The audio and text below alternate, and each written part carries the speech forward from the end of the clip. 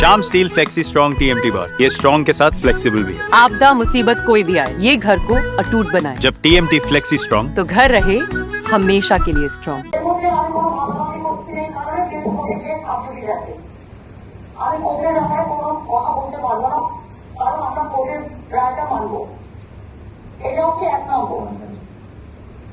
2 নম্বর, আমি তো বলেছি যে আমরা করে যাচ্ছি, আমরা রিভিউ করবো এবং সেক্ষেত্রে খরচা আমাদের করতে হবে না, খরচাটা গভর্নমেন্টই করবে, গভর্নমেন্টই দেখে দেবে।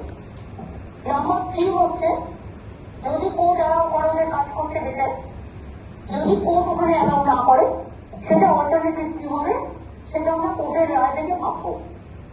এবং এটুকু আমি নিশ্চিন্ত করতে পারি, আমরা কিছু না কিছু নিশ্চিত করার চেষ্টা করবো আইনের মধ্যে থেকে। এটা হলো ওদের জন্য, সংস্কৃতির জন্য।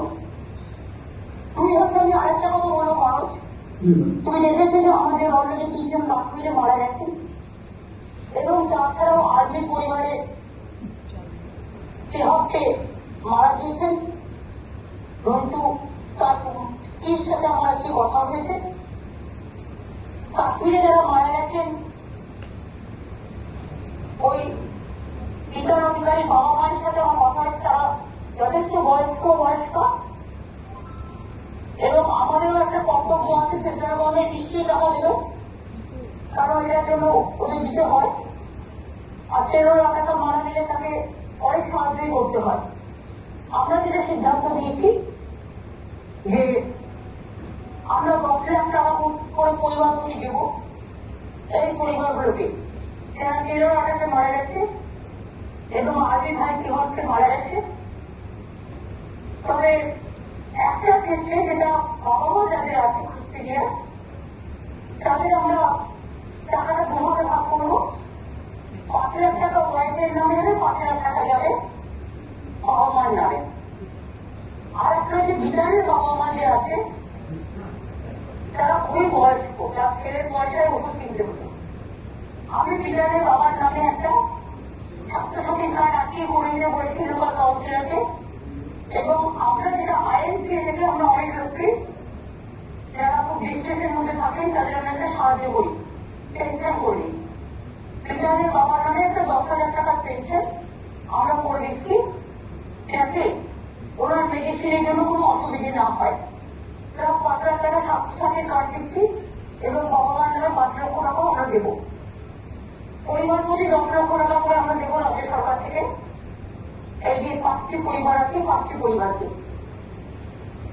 তুমি হচ্ছে যদি কেউ চাকরি চান, যেমন আমাকে কি হচ্ছে স্ত্রীর সাথে আজকে আমার কথা হয়েছে, তিনি 12 ক্লাস পাস করেছেন, গ্রাজুয়েশন করতে গিয়েছিলেন, এটাকে কমপ্লিট করা হয়নি। তো তাকে আমরা একটা চাকরি করবো আইন অনুযায়ী, special as a special case.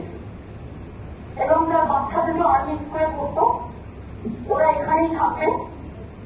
আমি তো অলরেডি সিএস তোমাকে কথা বলতে বলেছি মনোজ, জিজ্ঞেস করে নাও যে ওরা ওখানে থাকবে না ওরা কলকাতায় থাকবে, কারণ আর্মি স্কুল কলকাতায় আছে, কেমন থেকে মনে হয়নি। তাহলে আমরা অন্য ঘরের স্কুল থেকে সেখানে বাচ্চাগুলো পড়াশোনার ব্যবস্থা করতে পারি।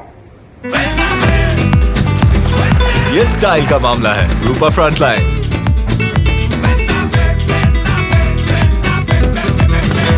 আমি যেটা বলছি সেটা একটু শুনে নাও।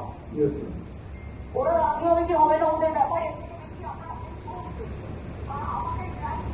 আমাকে আইনের বাধ্যবাধকতা বলতে করতে হবে। আমরা রিভিউ প্রতিষ্ঠানে যাবো, নাম্বার 1। টিচারদের জন্য যখন যাবো, আমরা গ্রুপ সিটি যারা আছে তাদের জন্য যাবো।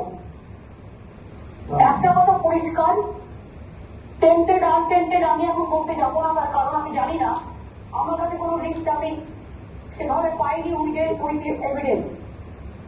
যখন ওইটা নিয়ে আমি রিভিউ করবার পর এটা নিয়ে ডিসিশন নিতে পারবো, কারণ আমাদের দেখতে হবে যে টেন্টেড আনটেন্টেড নামে যেটা বলেছে, তারা প্রথম থেকে বলা উচিত ছিল যে এদের বাদ দিয়ে দাও, ওদের রেখে দাও, কিন্তু সেটা তো বলিনি, সবটাকে বাতিল করে দিয়েছে গ্রুপ সিটি। আর 2 হচ্ছে যে আমাদের দেখতে হবে যে এভিডেন্সে কি আছে। একটা দেখুন, আইনে হচ্ছে 1000 জন স্কট শাস্তি হতে পারে, প্রিন্সিপাল অফ ল, কিন্তু একজনও ইনোসেন্ট যেন শাস্তি না পায়। এই দিকটা ভেবে আমার যেটা মনে হয় সেটা যেটা তোমরা করতে পারো, আমি এডুকেশন ডিপার্টমেন্টকে এর মধ্যে রাখবো না, কারণ যেহেতু এডুকেশন ডিপার্টমেন্টের বিরুদ্ধে কেসটা চলছে, আমি কথা দিচ্ছি যে আমাদের গভর্নমেন্ট গ্রুপ সি, গ্রুপ টি এবং টিচার সবার জন্যই রিভিউ পিটিশনে সুপ্রিম কোর্টে যাবে।